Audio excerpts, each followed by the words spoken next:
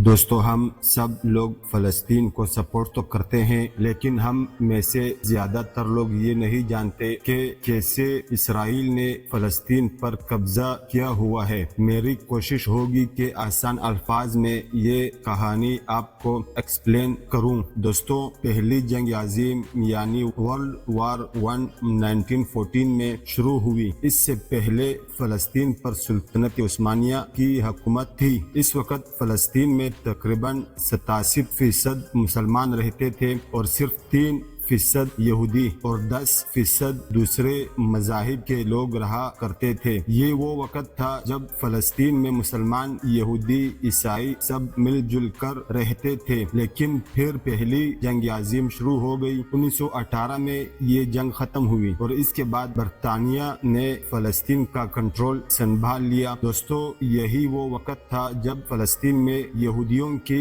تعداد بڑھنا شروع ہو گئی۔ 1920 سے 1938 تک فلسطین میں 3,20,000 یہودی آ کر آباد ہو چکے تھے۔ یہ سارے یہودی یورپ سے فلسطین آ رہے تھے۔ ان کا پلان یہودیوں کے لیے ایک علیحدہ اسٹیٹ بنانے کا تھا۔ دوستوں، یہ لوگ فلسطین میں زرعی زمینیں خریدنا شروع ہو گئے۔ ان زمینوں پر جو فلسطینی کسان کام کرتے تھے، یہ لوگ ان کو بھی وہاں سے نکال دیا کرتے تھے۔ بہرحال اب فلسطین کے لوگوں کو یہ بات سمجھ آ چکی تھی کہ ان کو ان کی ہی زمین سے بے دخل کیا جا رہا ہے۔ اس لیے 1936 میں فلسطینیوں نے برطانوی راج کے خلاف جنگ کا اعلان کر دیا، لیکن یہ کامیاب نہ ہو سکے۔ اس کے بعد برطانیہ نے فیصلہ کر لیا کہ یہودیوں کو فلسطین میں آنے سے تھوڑا سا روکا جائے گا، لیکن ایسا نہیں ہو سکا۔ 1939 میں دوسری جنگ عظیم شروع ہو گئی۔ اس وقت یورپ میں یہودیوں کا قتل عام ہو رہا تھا اور یہودی لاکھوں کی تعداد میں پھر صرف فلسطین ہی آنا شروع ہو گئے تھے، یعنی دوسرے ممالک یہودی جانا نہیں چاہ رہے تھے۔ 1942 میں برطانیہ بھی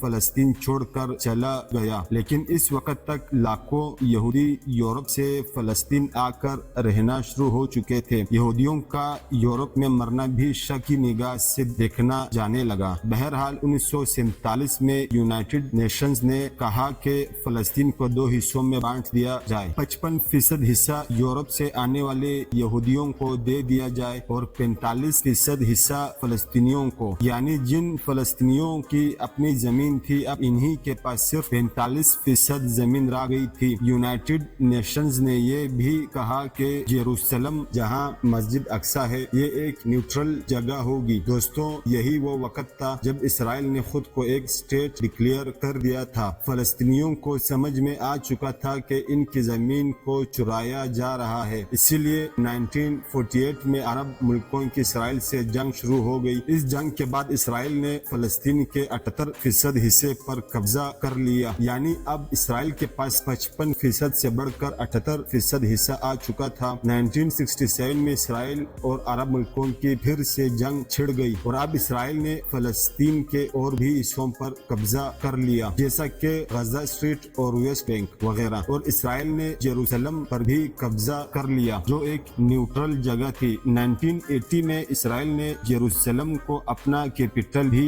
بنا دیا اور جو 4 لاکھ فلسطینی وہاں رہ رہے تھے ان کو سٹیزن شپ سے بھی محروم کر دیا۔ اس کے بعد اسرائیل یروشلم میں فلسطینیوں کے گھر وغیرہ تباہ کرنا شروع کر دیا۔ انہوں نے 2 لاکھ یہودیوں کو بھی یروشلم میں بسا دیا، جو کہ ظاہر سی بات ہے کہ غیر قانونی ہے۔ کہانی کا خلاصہ یہ ہے کہ 100 سال پہلے فلسطین میں فلسطینی ہی رہتے تھے، لاکھوں یہودی یورپ سے ان کی جگہ پر آ کر بسائے گئے۔ انہوں نے فلسطینیوں کی 55% زمین پر اسرائیل بنایا اور پھر آہستہ آہستہ باقی کی زمین پر بھی قبضہ کر لیا۔ اسرائیل نے یونائٹڈ نیشنز کی ریزولوشنز کی بھی خلاف ورزی کی، تو دوستوں اس طرح یہودیوں نے فلسطین پہ آہستہ آہستہ قبضہ کیا۔ آج خود فلسطین 2 حصوں میں نظر آتا ہے، جس کا ایک حصہ ویسٹ بینک اور دوسرا حصہ غزہ کہلاتا ہے۔